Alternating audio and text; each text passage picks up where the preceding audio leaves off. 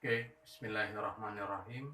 Assalamualaikum warahmatullahi wabarakatuh. Selamat pagi, salam sejahtera untuk kita semua. Sahabat Nggoni Sinau El Renaisan. Kali ini kita akan membahas materi mengenai tentang demokrasi yang bersumber pada Pancasila. Sistem ini yang kemudian dianut di negara kita, yaitu Negara Kesatuan Republik Indonesia.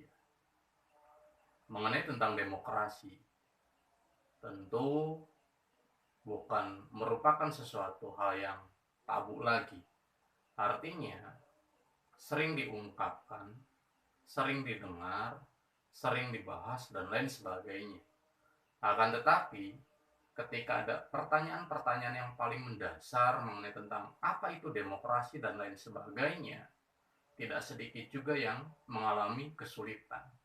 Maka kemudian menjadi penting hari ini kita sedikit bahas mengenai tentang apa itu demokrasi dan bagaimana demokrasi yang bersumber pada Pancasila yang ada di Indonesia.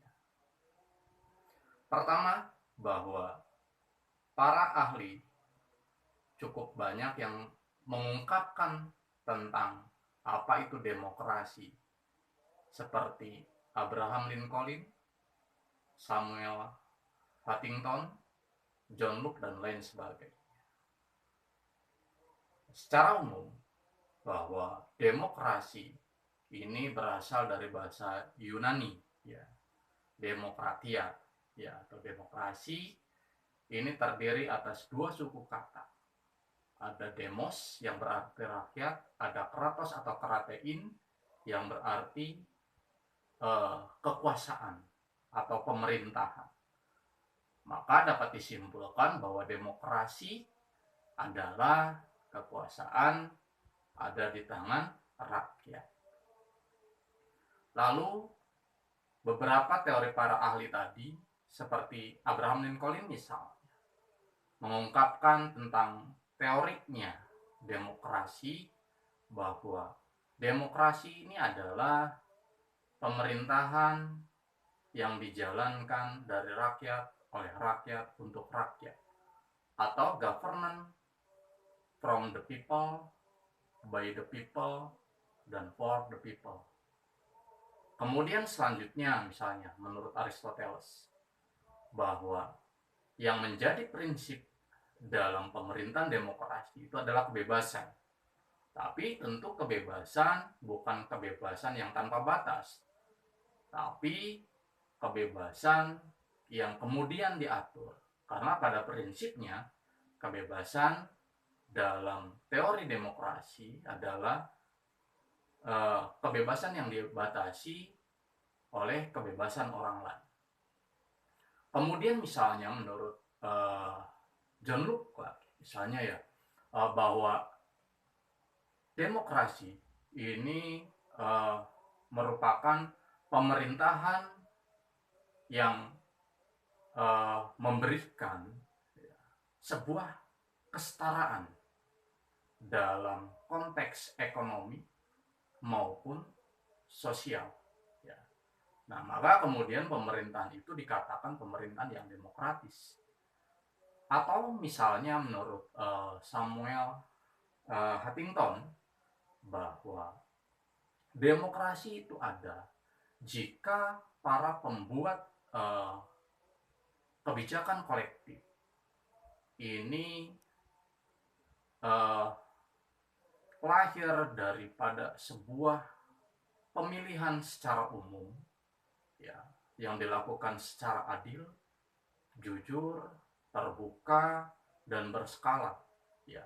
Bagaimana tinggal kemudian bertarung. Nah, suara-suara ini yang diambil dari mereka atau rakyat di sini tentunya, yang kemudian sudah dianggap memiliki hak suara, ya, artinya sudah dewasa dan lain sebagainya. Nah, itu adalah beberapa teori demokrasi menurut para tokoh. Artinya secara sederhana bahwa demokrasi ini adalah dari rakyat oleh rakyat untuk rakyat. Dari rakyat artinya bahwa pemerintahan ini membutuhkan pengakuan yang diakui oleh rakyat. Kemudian yang kedua itu oleh rakyat. Artinya pemerintahan yang kemudian didorong atas nama kepentingan rakyat. Ya, bukan kepentingan golongan pribadi dan lain sebagainya. Kemudian yang ketiga untuk rakyat. Artinya pemerintahan yang senantiasa mengedepankan kepentingan-kepentingannya, kebijakan-kebijakan yang dibuat itu berdasarkan kepada kepentingan rakyat. Nah, selanjutnya kita akan berbicara mengenai tentang demokrasi yang bersumber pada Pancasila. Seperti kita memahami bahwa posisi Pancasila itu tidak hanya sebagai dasar, tidak hanya sebagai ideologi negara, tidak hanya sebagai falsafah negara, akan tetapi Pancasila juga berposisi sebagai sumber dari segala sumber hukum. Ya, artinya segala sesuatu yang berkaitan dengan bagaimana pemerintahan ini dijalankan, negara ini dijalankan, itu haruslah berdasarkan pada nilai-nilai Pancasila. Seperti sistem ekonominya, ada sistem ekonomi liberal kapital, ada sistem ekonomi sosialis komunis, ada sistem ekonomi campuran. Nah, di kita sistem ekonominya Pancasila. Begitupun sistem pemerintahannya, ya, adalah demokrasi yang bersumber pada Pancasila. Bagaimana kemudian demokrasi yang dijalankan ini dengan tetap berlandaskan pada aspek-aspek nilai Pancasila, berketuhanan, berkeadilan, kemudian persatuan dan kesatuan, musyawarah mufakat, ya, dan keadilan sosial. Ya.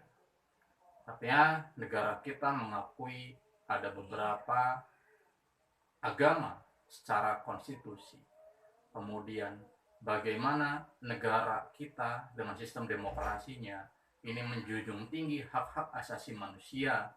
Kemudian bagaimana misalnya demokrasi Pancasila yang ada di Indonesia ini tetap mengedepankan rasa persatuan dan kesatuan. Bagaimana demokrasi Pancasila di Indonesia ini tetap mengutamakan musyawarah mufakat, dan yang terakhir keadilan sosial bagi seluruh rakyat Indonesia.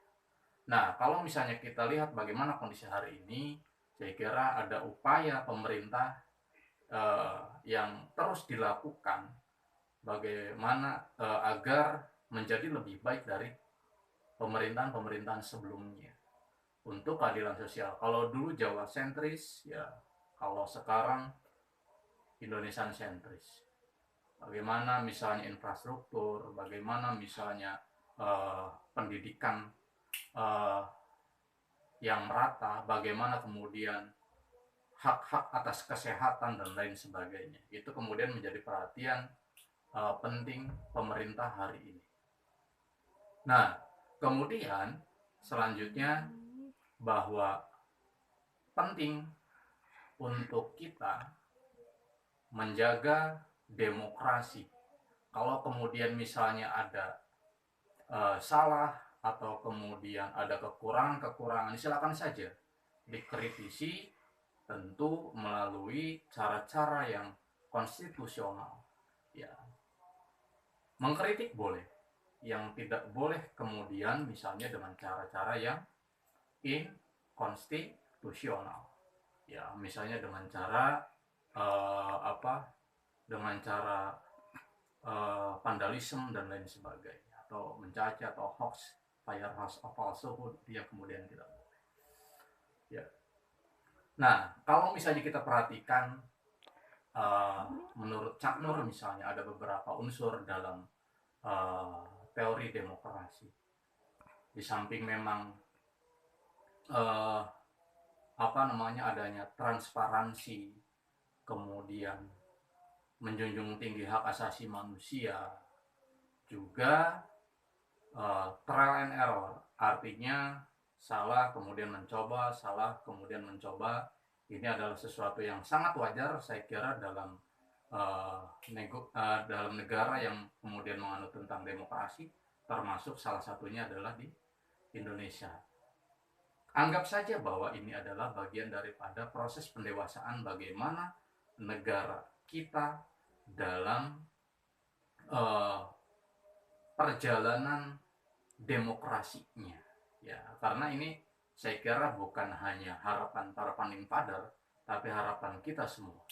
Nah, mudah-mudahan uh, dengan materi yang sekalipun sedikit, teman-teman jadi lebih sedikit memahami apa itu uh, teori demokrasi menurut para ahli, ataupun bagaimana memahami demokrasi yang bersumber pada Pancasila, ataupun alasan penting kenapa kemudian bahwa demokrasi di Indonesia ini adalah demokrasi yang bersumber pada Pancasila tadi. Karena Pancasila ini merupakan sumber dari segala sumber hukum atau tertib hukum. Maka kemudian demokrasi di negara Indonesia adalah demokrasi Pancasila. Mungkin itu saja. Mudah-mudahan sekalipun sedikit bisa bermanfaat. Wallahu muwaffiq ila aqwamit thoriq. Assalamualaikum warahmatullahi wabarakatuh.